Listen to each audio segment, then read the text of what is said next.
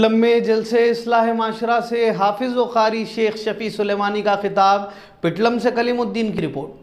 आज इस्लाह माशरा जलसे से हाफिज़ व क़ारी शेख शफ़ी सुलेमानी इमाम व ख़तीब मस्जिद क़ुबा पिटलम ने खिताब किया और यौम आशिक़ा के मौजू पर नौजवान नस्ल की बेराह रवी पर अफसोस का इजहार किया और कहा कि दीन इस्लाम में इस तरह की बिदअत की कोई जगह नहीं है और कहा कि वालिदैन अपने बच्चों की इस्लाह व तरबियत के लिए वक्त निकालें।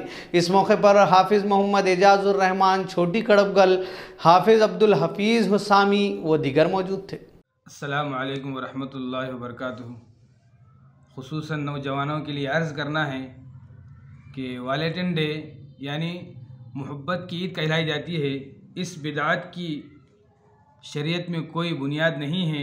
ये इश्क की दावत देती है, दिल को बेहुदा और उमूर में मशगूल करने की दावत देती है।